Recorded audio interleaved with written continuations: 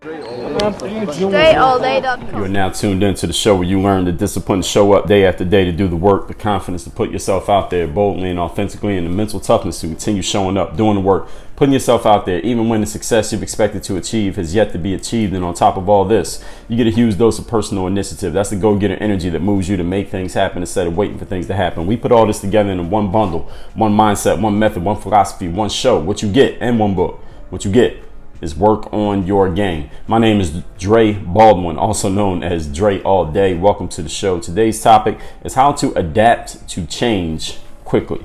Now, we talked about change many times here on this show. I'll refer you to a few episodes. Episode 1277, it's easier to change yourself than it is to change others. Episode 1250, how to change your story. Episode 1182, stop trying to change people. Episode 982, why and how winning changes everything. Episode 822, change your story, change your results. Episode 744, how to remain fluid and changeable in life. Episode 574, how one small shift could change everything. And episode 463, change with the times but still be you. Today's topic is how to adapt to change quickly, because we know that change is happening very quickly in the world that we're in right now. And I believe as we move forward in our lives from this point forward, 2020, moving forward, the change is going to happen even faster than it's been happening, which means we all need to be able to adapt to changes quickly, because they're going to happen whether we want them to happen or not. So we don't want to be thrown off course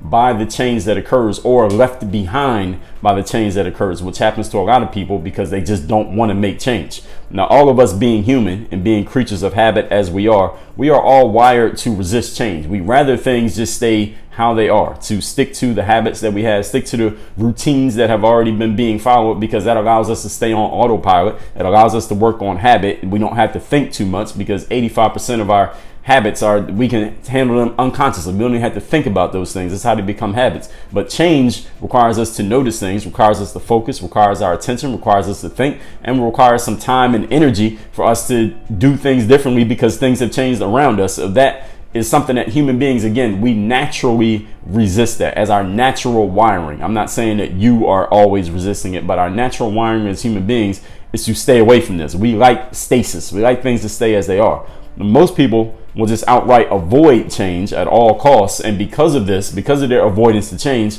they get left behind.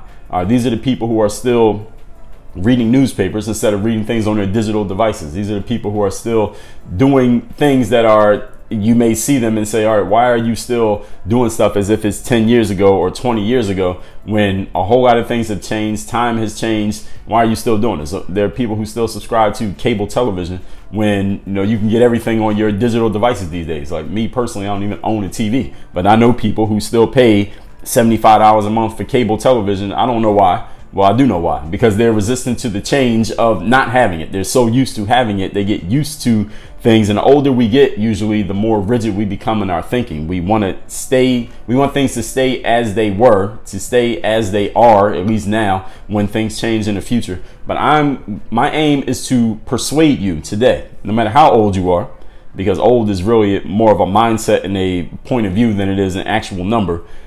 My aim today is to persuade you to adapt to changes quickly, because things are always changing, because there are probably some things in your life right now that you have not adjusted to the change. You're still doing things as if it was yesterday or as if it was 10 years ago, when you need to catch up. So I'm going to help you get your mind right around accepting the fact that change happens, and being a person who goes along with that change, while still, that doesn't mean you personally have to change every time the weather turns a different, every time the temperature changes somewhere. Still being yourself, but at the same time adjusting to that change, so as not, again, to get left behind by life and everything else, or whatever industry you happen to be in, or whatever spaces happen to matter the most to you. You don't want to get left behind in those spaces looking like a museum piece. So that's what I'm going to help you with here today. Again, as we get into point number one, the topic again is how to adapt to change quickly. Point number one, casually date your strategies and tactics. You're dating the strategy and tactic, meaning it's not your boyfriend or girlfriend, definitely not your husband or wife, definitely not your life partner. Your strategies and tactics are like just a person that you're seeing. Y'all are seeing each other. You know, you're going out. You meet up every now and then, maybe stay over each other's houses every now and then, but you haven't introduced them to your parents. They haven't introduced you to their kids. The strategies and tactics, you're just casually dating. Okay, it's just casual dating. That's all it is. Your desired results, though, you're married to those. The results that you're after, that's a marriage. Okay, there's a ring and everything. There's matching tattoos. All right, it's legal. Y'all got the documents. Y'all had a big wedding. Everybody knows about it. Y'all are Facebook official. All right, this is the strategies and tactics. You are married to them. Excuse me. Let me back up. Erase that. Your results, you are married to them. Your strategies and tactics, you're dating them. Okay, you follow the analogy that I'm giving you there? Because the thing about your strategies and tactics, even the ones that you're using right now, they do work until they don't. See, every strategy and tactic has a shelf life.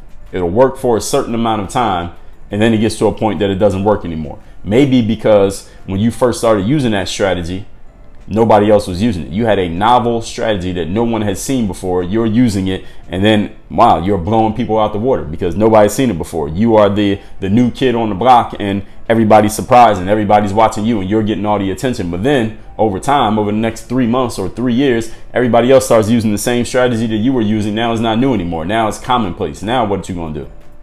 Now you got to come up with something new. With your strategies and tactics, I'm just using them interchangeably for the sake of this conversation. So they work until they don't work, or until someone comes up with a counter to what you were doing. There was a time in football where there was an offense called the Wildcat. The Miami Dolphins were a team that were using it a lot. It was basically like they would put a running back in a quarterback spot, and they would just do all these different types of running plays and all these different kinds of options, kind of stuff that you would see in high school or maybe in some small college teams. They were doing it in the NFL, and it was actually working successfully for them for a little bit of time. But eventually, the rest of the NFL caught on to it. Not that they started copying it, but what happened is defenses started figuring out how to stop the Wildcat, and then the Wildcat offense didn't work anymore. And now Wildcat, you don't see anybody running it anymore simply because the strategy worked until it didn't work. And it's the same thing in life. Your strategies, if you're in a competitive situation, they will work until either A, everybody copies it, so now it's commonplace, so it's not innovative anymore because everybody's doing it, is normal, or until people figure out a way to stop it. So the thing that you were killing everybody with, you're not killing them with it anymore, you're killing yourself. So you got to come up with something new. So that's why you're only casually dating your strategies and tactics, because as soon as they stop working, you stop dating them. You stop taking their calls, you stop returning their texts, you unfriend them on Facebook. You are no longer connected to that strategy or tactic. You got to be ready and willing to walk away from any strategy or tactic within 30 seconds when you feel the heat coming from around the corner, like Robert De Niro and Al Pacino said to each other. Strategies work until they don't. Accept this is just part of the game. Okay, so do not marry a strategy. All right, your strategy right now that you're doing and is working for you and everything's going the way that you want it to go, excellent, congratulations, keep doing it. And as soon as you notice that it's not working, you must be willing to dump it and get away from it. You got to be ready and willing to dump a strategy immediately when the strategy isn't working anymore, as long as you're sure that it's the strategy that's the problem. Okay, it may be something else within the strategy that's actually the problem. So this is the skill of discernment that you must develop. Or find somebody who has it and get them on your team so they can discern whether it's the strategy that actually needs to be deleted or is something else that needs to be changed. And sometimes we make the mistake of saying, oh, the strategy doesn't work. But it's not the strategy that's not working. Maybe it's just you that's not working. So these are all skills that you got to develop. All right, these are all your responsibility. All of these things, figuring out, is it the strategy that's the problem? Am I aiming for the wrong thing? Maybe you're going after the wrong result. Maybe you married the wrong person. All right, this is possible as well. All right, maybe you're just going after a result that you shouldn't be going after. Maybe you don't have the right strategies or the right tools or the right skills, and maybe you're not the right person. Maybe it's just not the right match or the right time for you to be marrying a certain type of result. Maybe you're just going after the wrong thing. It's just like George Jung. If you ever seen the movie Blow, if you haven't, George Jung is a guy who is widely credited in pop culture as being a guy who introduced cocaine into the United States, powdered cocaine into the United States. He started out as a marijuana dealer. He was selling marijuana. He got caught transporting 600 pounds of marijuana across state lines, went to federal prison, not for a long time, but he probably did, I don't know, was it 2 or 3 years in jail? While he was in prison, federal prison, his cellmate, at least according to the movie, this is the way that they sensationalize it in the movie. It probably happened a little bit differently in real life.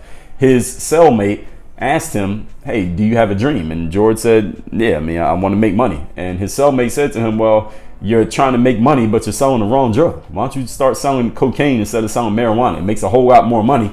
And that was George understanding that he had the right strategy. His strategy was right, which was selling the drug, at least for what he wanted to do. All right, his strategy was to sell drugs. That's what he chose to do with his life. I'm not telling you to do it. Don't do it. All right, the drug dealing opportunity is gone in this world. Don't do that. But that was his strategy at that time. What was wrong was he was married to the wrong result.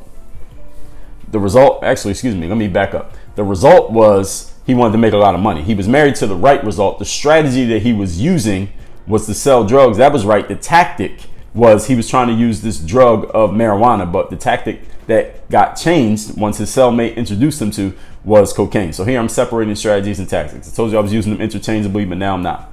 All right, so hopefully you're staying with me here. So he changed to selling cocaine instead of selling marijuana because he wanted to be a drug dealer and he wanted to make a lot of money. So he had the right result. He had the strategy that he wanted to follow. He just was using the wrong tools to employ the strategy. And when he changed that, then he got to the right outcome.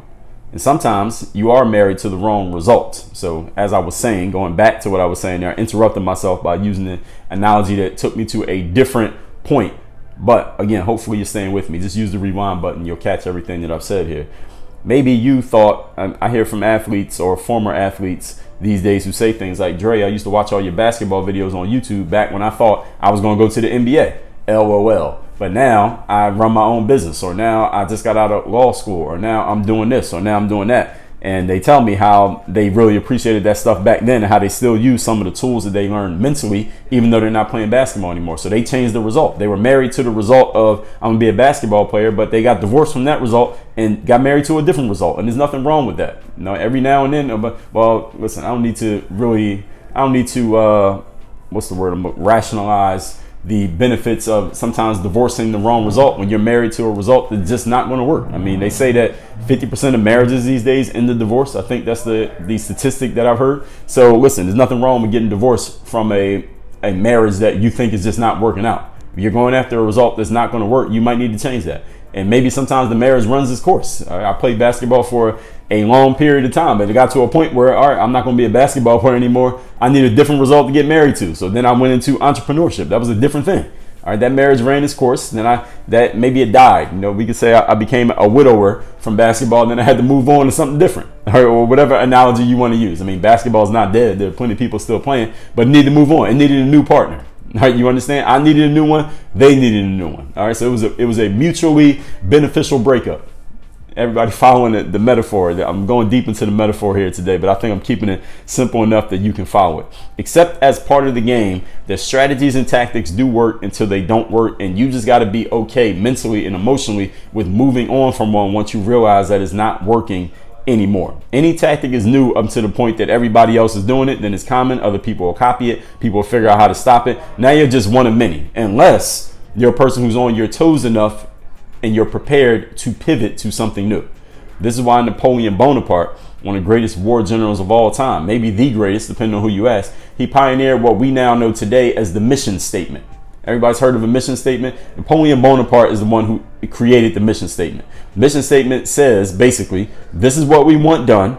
All you need to do is alter your strategies as necessary to make sure this happens. So this is the result that we want. I'm going to give you autonomy in achieving this result. Now, there are some parameters you got to work within, but you have plenty of freedom within these parameters to do whatever you need to do to make sure you achieve this result. As long as you achieve the mission, I'm happy. I'm not going to tell you exactly how you had to do it, when, where, why you got to do it. Just make sure you get it done within these parameters. If it's done, I'm happy. If it's not done, you got to answer for that.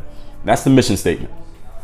In the mental workbook, I call this the DFA, the definite chief aim. Whatever you have to do to achieve the definite chief aim, you do it, which means altering your strategies, changing who you might have to change who you're married to, whatever the outcome is you're trying to, whatever, depending on what your definite chief aim or your mission is, changing your tactics, changing your strategies, changing the tools you use within your tactics and strategies in order to get to that outcome. But you got to know what the outcome is that you're after. When you know what that is, that becomes your North Star. So anytime you get lost or things are not working, you look back to that result that you're after, the mission that you're after, and remind yourself, okay, this is the mission that I'm after. What needs to be altered underneath the mission in order for me to get back on track and get to where I'm going? That's why it's so important to know where you're going, to have a mission, to have a result that you're after, to know who you're married to. Point number 2. Today's topic is how to adapt to change quickly. Keep your ear to the streets. What this means is do not get so glued to your own myopic world that you stop paying attention to what else is going on in your industry, in your sport, in your business, in your neighborhood, in the world, period. Do not be so close to your own thing that you don't lift your head up every now and then for air and notice what's going on in everybody else's thing or in the wider general thing that you are a part of. There is always something new coming. It may already be something new going on that you're not paying attention to. And it may not be the thing that you need specifically, but there may be an idea within that thing that you could use if you would actually pay attention. For example, when the NFL, like I said, the Dolphins were using this offense called the Wildcat Offense. Not every team in the league started using the Wildcat Offense, but there were probably some elements of the Wildcat that some teams noticed and said, you know what, we're not going to run this offense, but the way they ran that play or the strategy that they're using here or the technique that the offensive linemen are following to run this particular system, you know what, we could use this for our offense, which is completely different from the Wildcat. But you got to be paying attention to what other people are doing so you can steal those little things that'll work for you. For example, one of the things that I tell people all the time is one of the best hacks for attention and time is to stop paying so much attention to what everybody else is doing. All right, and that is it appears direct contradiction to what I'm saying right now. It's not actually in direct contradiction, but even if it was, that's fine, because your job, again, I'm giving you these concepts that you need to understand because they all work at different times in different places depending on who you are and what you're doing. You had to be smart enough to figure out, you got to be wise enough to figure out which tactics and which pieces of information matter the most in which situation. Sometimes it makes sense to be the loudest person in the room. Sometimes it makes sense to shut the hell up and be the quietest person in the room. Neither one of them is always true. Your wisdom is what tells you which one is true and when which one is true and to what degree which one is true. Therefore, back to the point that I'm making, I talk about many times I've talked about the best hack for your attention and time is to stop paying attention to what other people are doing. But you can pay attention to what other people are doing in order to notice how they may be having a strategy or tactic or tool that could work for you if you could just grab that piece out of it and then go take it right back to what you were doing, put your head down again and get back to work. Even though I spend a lot of time every single day creating my own stuff, whether it be this show right here, a video, a course, master classes that I'm putting out, putting together sales pages, sales funnels, replying to emails, writing emails, doing all these things that I'm doing every single day for me and what I'm creating for my audience, I still look at what other people are doing. I still listen to other people's podcasts. I still watch other people's videos. I still read other people's articles. Why? Because somebody is going to share something or talk about something in one of those that I'm going to take and I'm going to use and is going to make my stuff better. So there needs to be a percentage of time that you're putting into taking a look at and listening to what other people are doing. I would say no more than 20% of your time to look at what else is going on in your field, in your industry, in your sport, in the world in general, outside of what you in particular are doing, because there's always something new on the way. And though it may not be the thing you need, it could give you an idea, but you got to be paying attention. And you have to sharpen your idea machine tool of noticing something that another person's doing and then being able to create an idea out of it that quickly. Just like a couple days ago, I did the episode where I talked about how I saw an Uber driver and I'm walking, I'm moving this whole time this is happening. I see an Uber driver pull up. I see these 3 girls putting their suitcases in the trunk. The dude doesn't get out of the car. And in the time it took me to notice that, in the 5 seconds it took me to notice that, I came up with the whole idea for that whole masterclass you heard a couple days ago. That's a skill that I developed over time, but you got to sharpen that tool by, first of all, paying attention. All right, watching that dude pull up in the Uber and watching girls put their suitcases in the trunk had nothing to do with my business, but it did as soon as I noticed that there was an idea, a concept, and something that I could teach that came out of that small 5-second observation that I saw randomly walking the streets of Miami. See, these are the skills that you develop over time as you sharpen them, but you got to be looking for them. You got to be conscious of this. This is not something that's just going to happen to you just because. You should know what's going on outside of just your world so you can take advantage of it, even if you're not doing it yourself. So how do you do this? Don't isolate yourself. This is the key. There's a book by Kenneth Farazi. He's an author. Farazi. Spell it how it sounds. The book is called Never Eat Alone. The concept of the book, the gist of the book, is that you need to create connections and meet other people, know other people, network with other people, build relationships with other people, because other people know things that you don't know. They see things that you don't see. They have knowledge that you don't have. They will be aware of new things that are taking place that you may not quite be aware of because you simply can't know about everything that's happening all the time, everywhere. But if you know 10 other people, now you got 10 possibilities of knowing what's going on, as long as you have relationships with those 10 people to the point that they will reach out to you and let you know what's going on, because they know what you're about and they know what will be relevant to you. That's the skill of building relationships. You can learn about that in my people skills course, which you can get into at workonmygame.com/people. Read, listen, watch. This is how you find out who's who and what's going on. Find people who are older than you, who know stuff, have been through stuff that you have not yet been through, but may eventually go through. Find people who are younger than you, who haven't been through what you've been through, and thus they have a completely different perspective than what you have, because they don't have the hardening and the experience that you have, and they have a perspective that could open your mind to some brand new things if you will be open enough to it. They have a unique perspective from you because they don't see things the way you see them, because they haven't seen what you've seen.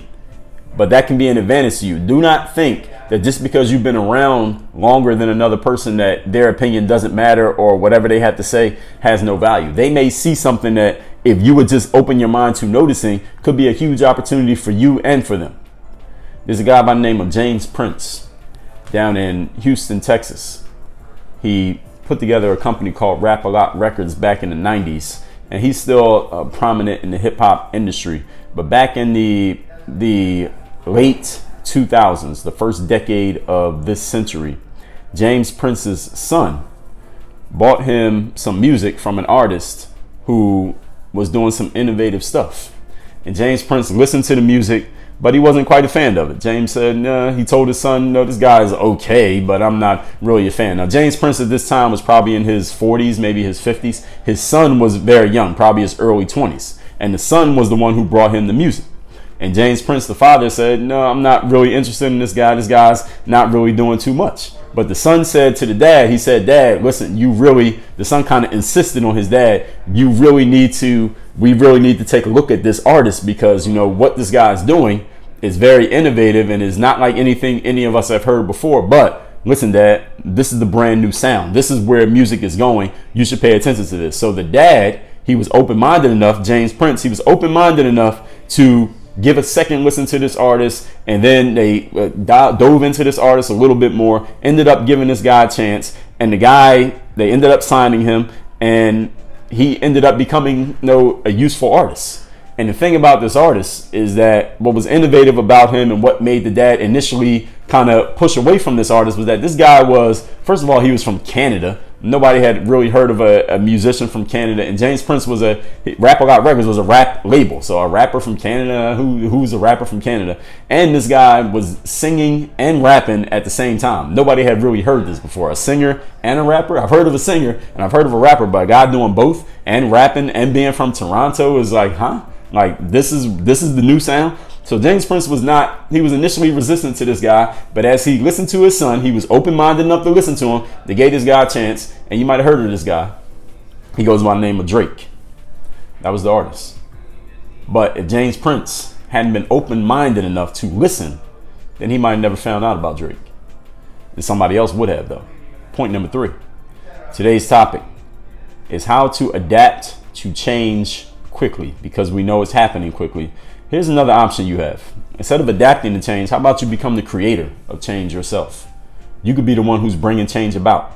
You don't have to just wait and adapt to change that other people are creating, or that the industry or that the world is creating, the environment is creating around you. You can be the one who creates the change yourself.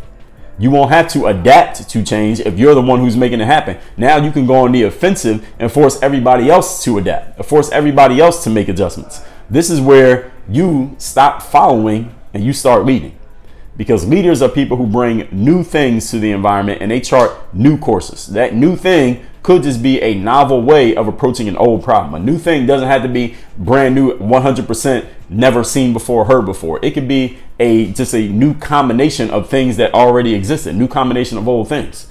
When I started putting basketball workouts on the internet, I hadn't invented basketball. I had not invented the internet. I had not invented video footage. But I was the first one to put them all three together. I didn't invent anything new. I created a new combination of old things. And it's the same thing that Drake did. He wasn't the first person to rap. He wasn't the first person to sing. But he was the first person to do both and do it pretty well. And then everybody said, wow, this is actually innovative. This is actually cool. And eventually the industry took to it, and Drake became Drake, to the point that you know who he is, and I don't have to explain to you who he is. So leaders are bringing new things to the environment. And again, you don't have to be an inventor. You don't have to be, Thomas Edison or Steve Jobs to be a leader who brings about something new. All you need to be is you learn how to combine things. Like James Altucher talks about idea sets. That's when you have different ideas and you were to put the ideas together and see what kind of kid two ideas can create. Sometimes two ideas create no kids, they're sterile, but sometimes two ideas create, sometimes they produce twins, sometimes they're the octomom, and 8 new things come out of that thing. So you got to just take ideas that you already have or ideas that someone else already had and combine them, and you can create something new that did not exist before you created it. There's nothing stopping you from doing that. That's what leaders do. That new thing could just be a novel way of approaching an old problem. Let's recap today's topic, which is how to adapt to change quickly. Because we know change is happening so quickly for all of us, to all of us, we got to be able to adapt to it quickly so as not to be thrown off course by the change that is happening more and more rapidly every single day. Now, us being humans and creatures of habit, we are wired to resist change. And while most people just outright avoid it at all costs and get left behind in life, you're not that type of person. And I'm giving you 3 mindset tools for adjusting to all changes quickly. Number 1, date your strategies and tactics, but marry the results. Strategies and tactics do work until they don't. So just accept that as part of the game. Be ready to walk away from any strategy, tactic, or tool as soon as you realize that it's not working anymore. But make sure that it's that's not working and not you that's not working. Other people will copy your strategies, follow your tools, adjust to your tactics, the things that you're doing, and then it becomes commonplace and you're just one of many. So that's why you must continually, first of all, stick to your result. Know what your mission is, the outcome that you're after, the mission statement. And because of that, you're willing to change strategies and tactics. You're willing to change anything beneath the mission statement in order to achieve the mission. And in the mental workbook, I call this a definite chief aim. Whatever you have to do to achieve that, you do it. And that means getting rid of strategies, immediately do so. Point number 2, keep your ear glued to the streets. What this means is don't get so glued to your own myopic world that you never come up for air and notice what else is going on. Even though what else is going on may not be something you use specifically yourself, it could be something that you get an idea from if you're paying attention. So don't isolate yourself. Know who other people are. Read, listen, and watch. Find people who are older than you, who have experience, younger than you, who have no experience, because they're all going to have different perspectives that are unique from yours. As James Prince found out when his son came to him with this artist from Canada who was rapping and singing, James was initially resistant to this guy, but as his son insisted that he really pay attention because this is the new thing, this is a new perspective that you got to have, Dad, he eventually opened up to this artist who became the guy that we all know now as Drake. Point number 3, be the creator of change for yourself.